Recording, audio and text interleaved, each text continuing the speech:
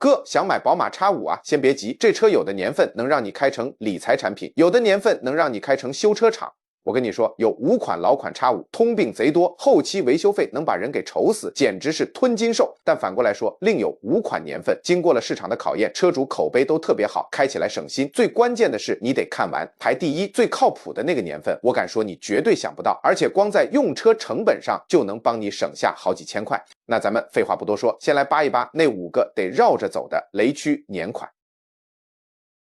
要说2008款的宝马 X5， 那可得好好唠唠。这车属于 E70 那一代的初代作品，说白了就是那个年代的试验品，毛病真不少，网上吐槽的也特别多。光是美国官方那边的投诉就有300多条，厂家发动的召回也10几次了，这频率比一般靠谱的车多出1倍还多，听着就让人心里打鼓。最要命的是，它因为一个叫 PCV 阀加热器的东西坏过好几次，这玩意儿要是热着热着就失控了，车自己就着火了。最吓人的是，就算你车停在那儿不动，它都能自燃，这可不是开玩笑，是能把车烧成废铁的大事故。除了这颗定时炸弹，这车还有宝马早期车那些祖传的毛病，就跟甩不掉的狗皮膏药似的。比如漏油，这车简直是个油老虎，不是轻微渗点油，那是哗哗的漏，尤其是在气门室盖和机油滤清器那块漏得一塌糊涂。你每天停车的地方基本都能给它免费画个1圈油印子，看着都闹心。还有冷却系统也是个重灾区，水泵坏、水箱裂、节温器漏，这些毛病都有人遇到过。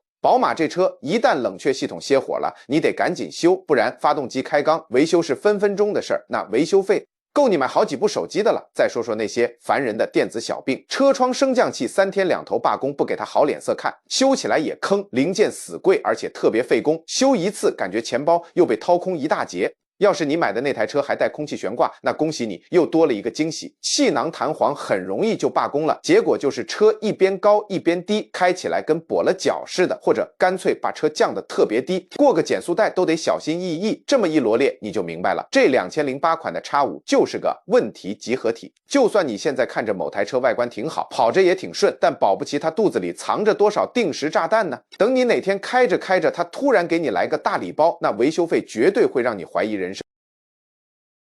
这车啊，基本上把08款的老毛病都给继承下来了，说明那会儿宝马自己也还在摸着石头过河。这代 E70 底盘的车天生就有点水土不服，所以你看网上关于这车的投诉就没断过，修起来也特费钱。首先最让人头疼的就是漏油，这简直成 X5 的传统异能了，什么气门室盖垫、机油滤清器座，哪都爱漏。而且这车发动机舱里塞得满满当当，修个漏油工时费高得吓人。另外，这车的冷却系统也是个定时炸弹，特别是那个塑料的膨胀水箱，年头一长，老化开裂的概率极高。一旦它废了，发动机就得给你开锅，搞不好就得大修，那花费可就不是小数目了。还有刹车真空泵，这玩意儿坏了算是个安全隐患，它会直接影响刹车助力，你踩刹车的时候会感觉特别硬，还反应慢，这情况可得赶紧去修。要是你买的这台还带空气悬挂，那问题也不少，什么气囊弹簧、打气泵、控制模块，这些地方坏掉的记录也一抓一大把。更别提车窗了，升降器坏的太普遍了，尤其是后排的，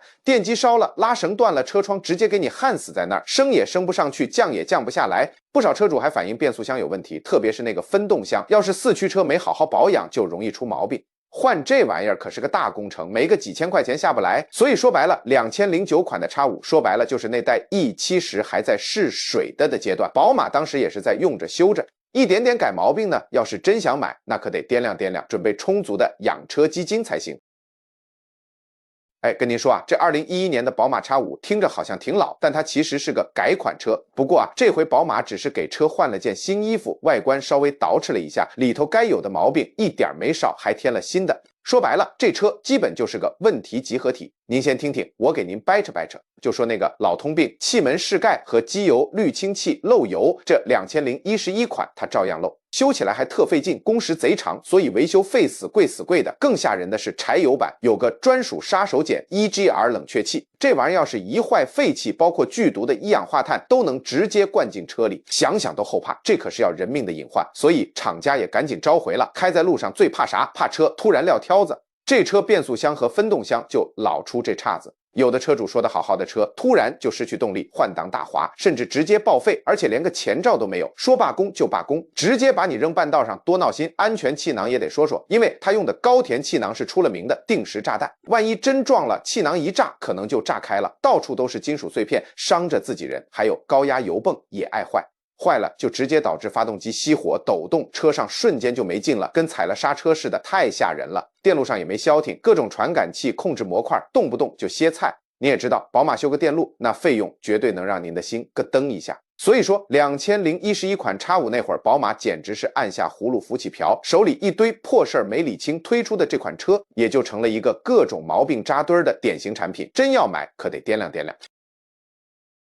我跟你说，2013款的宝马 X5 这车可千万别碰，消费者报告就给了它1颗星，满分5星啊，基本就是倒数第一的意思。不光是这么个破评分，好多车评人都把它骂惨了，直接说这是 X5 历代车型里最坑爹的一款，没有之一。这车毛病多到什么程度？简单说就是小病不断，大病天天有。最要命的是修它贼贵，贵到你怀疑人生。最出名最烧钱的就是燃油系统，简直是通病。燃油泵说坏就坏，直接碎掉，一堆金属渣子全混到油里，整个油路就报废了。为了修这个，油路得全洗一遍，一大堆零件都得换，没个3-5万块钱根本下不来。不光油泵喷油嘴也特不靠谱，特容易坏。一坏就完了，车子开着开着就一顿一顿的突然熄火，油门踩下去跟没反应似的，光换这几个喷油嘴就死贵，还得去专门的修理厂，人家有特殊的工具和师傅，工时费更高。再说点 X5 的老毛病，这代车型170的病根它一个都没落下。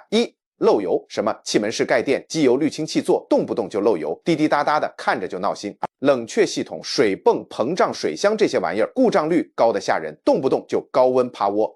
车窗、窗户升降器特爱罢工，尤其是后排的，不是电机坏了就是拉锁断了，换个零件不算啥，加上工时费也是一笔不小的开销。开着开着底盘散架，这车的悬挂部件也特别不抗造，比如什么控制臂、球头、减震器，本来能用个7-8年的，它可能3-4年就松的跟快要散架似的，得提前换。车机电子别提了，反正是智障。车里的 iDrive 系统和各种电子设备就跟没调教好似的，死机、卡顿，各种 bug， 传感器也瞎报故障，根本不靠谱。最要命的是什么？这批车早就过了保修期了。你想想，一旦出了上面说的这些破毛病，随便修一个都上万。要是遇到几个大毛病一起爆发，维修费都能买一辆同款的二手车了。真的，修一次够你肉疼好几年。总结一句话，2013款 X5 这车就是个大坑，谁买谁后悔。这车是当年 F15 平台刚上来的第一炮。就跟咱们玩游戏开新服一样，第一代新出的家伙事儿，通常都是摸着石头过河，毛病特多。这不，连消费者报告都看不下去了，直接给它可靠性评了个1星，满分5星，基本就是不推荐的水平。具体都有啥毛病呢？我跟你说说啊，最让人头疼的就是装配工艺，简直就是缝缝补补的典范。全景天窗漏水简直成了通病，雨水湿气咕嘟咕嘟往车里渗，时间长了，车里那些精密的电子元件可能就废了。而且你想找到漏水点，跟大海捞针似的，修起来还贵死你。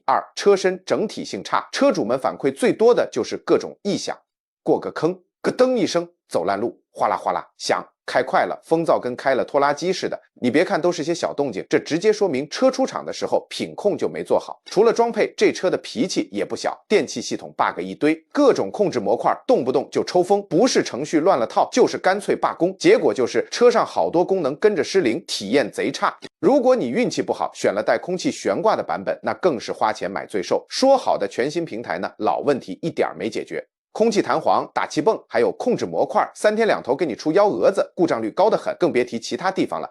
有的车开分动箱，差速器就开始作妖，不是异响就是抖动，最后干脆就趴窝了。就连那个车机娱乐系统也是各种不稳定，软件卡成 PPT， 蓝牙连不上，硬件直接损坏，车主们的投诉都堆成山了。最让人心里发毛的一点是，2014款 X5 是整个 F15 一代里被召回次数最多的车型。这说明啥？说明这车上市了，宝马还在后面手忙脚乱的打补丁，补的都是些要命的硬伤。所以啊，2014款的 X5 咱就尽量避坑。接下来我们换个话题，看看哪些年份的 X5 经过时间检验更可靠，二手车更值得买。兄弟，要是你想淘一台二手宝马 X5， 听我一句劝，2016款那款绝对是 F15 这一代里的神车。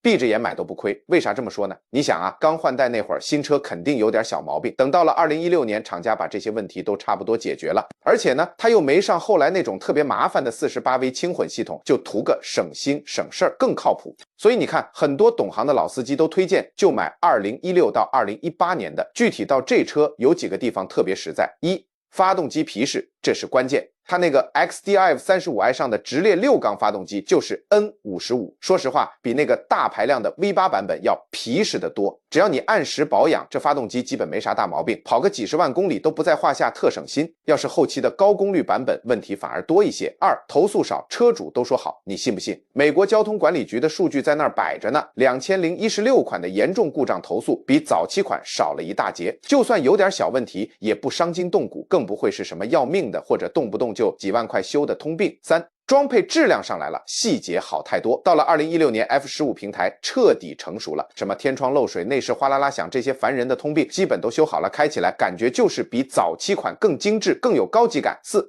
养车成本低，不会让你一夜返贫。买车是小事，养车才是大头。2016款的 X5 虽然宝马的保养不便宜，但它没有那些突然让你大出血的毛病，你每个月算着开销养就行，不会平白无故的给你来个惊吓。所以你看，早期毛病都修好了，技术也稳定了，关键价格还相对合适。一句话总结，你要是想买一台靠谱省心的二手 X5， 那2016款的 XDrive 35i 绝对是 F15 这一代里最稳妥的选择之一。这车啊，可以说是 F15 这一代里的优等生了。别看它跟2016款长得差不多，但这一年宝马可是下了功夫，把以前那些小毛病都给捋顺了。你想啊，一款车生产了好几年，肯定越到后面越成熟。2017款就完美体现了这一点。软件升级了，零件也换了更好的，做工也更精细了，所以跟那些刚出来问题一堆的年份比，这车的投诉率低得多，开着省心多了。动力方面还是那个经典的 N55 6缸发动机，特别牛劲儿足，关键是还特别皮实可靠，不像那些更高级的 V8 发动机结构复杂，万一坏了修起来又贵又麻烦。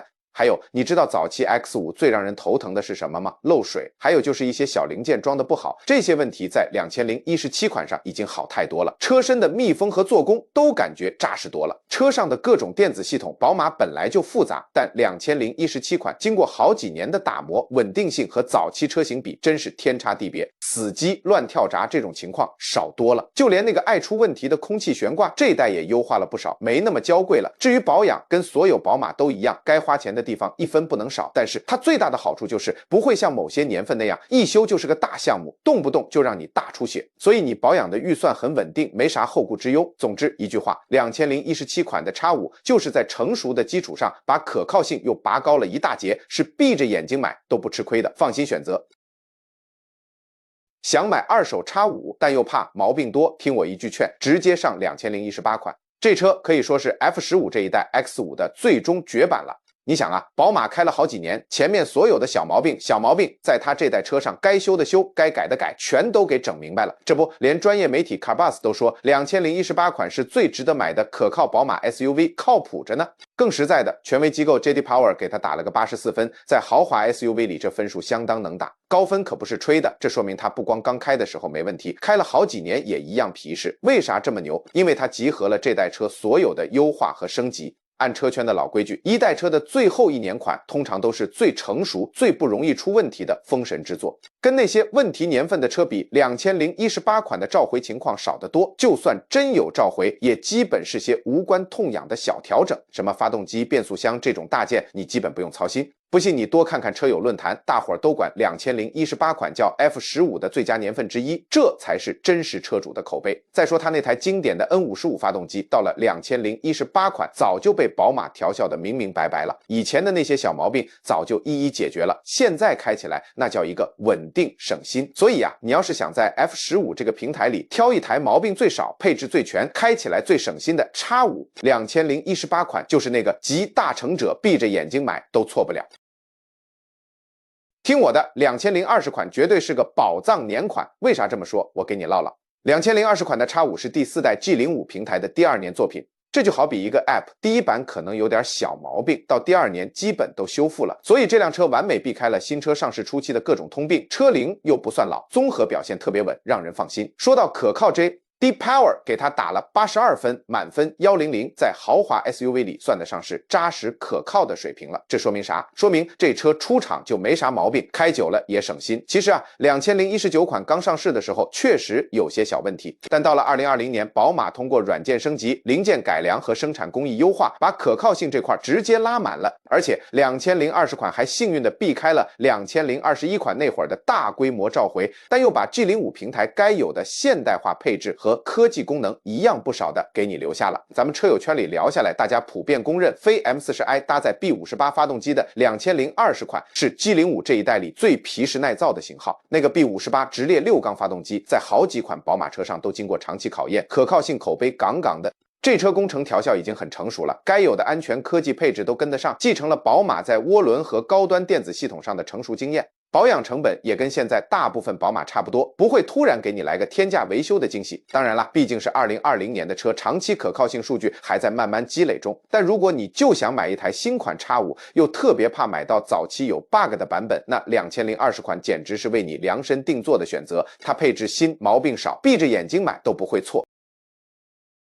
2022款的 X5 用的是宝马已经用了好几年的 G05 平台，底子那是相当稳。而且啊，宝马根据前面几年比如2020、2021款车主们的真实反馈，把软件啊、零件啊都给优化了一遍，相当于把小毛病都提前给你消灭了。不信咱有数据，权威的 JD Power 质量调查，2022款的评分和口碑爆棚的2020款、2023款一样，都是82分，满分100，并列 G05 时代最靠谱的年份。这说明啥？说明整个平台已经非常成熟，不会给你整什么新花样，主打一个稳定可靠。再说说心脏发动机，2022款 XDrive 40i 上那台 B58 直列6缸发动机，车圈里公认的神机。这发动机不光在 X5 上，在宝马好多车上都久经考验，皮实耐用，毛病少。关键是它没跟风搞那些复杂的 V8 发动机，也没上容易出问题的混动系统，简单纯粹就是好用。而且啊，2022款还巧妙地避开了2021款那个投诉小高峰，各种召回和毛病也比它少，但该有的现代化配置、高科技功能一点没给你少，全给你保留了。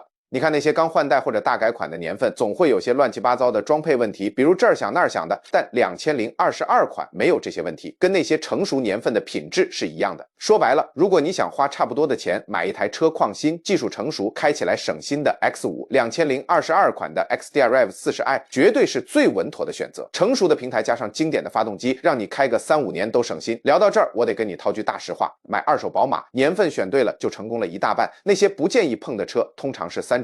刚换代被人当小白鼠试水的，有集中通病的，或者老平台要淘汰的。而像2022款这种靠谱年份都有几个共同点：早期的通病都修好了，用的都是经过市场考验的成熟发动机，平台技术打磨的非常到位。选错年份，你可能就得天天往修车厂跑，钱哗哗的花；但选对了，就是多年的省心惬意。当然啊，再靠谱的车也离不开规规矩矩的保养。只要你按时保养这台2022款的 X5，绝对能给你带来超棒的驾驶体验。觉得这条视频对你有用，别忘了给咱点个赞。要是你喜欢聊车，就点个关注，咱们下期接着聊，拜拜。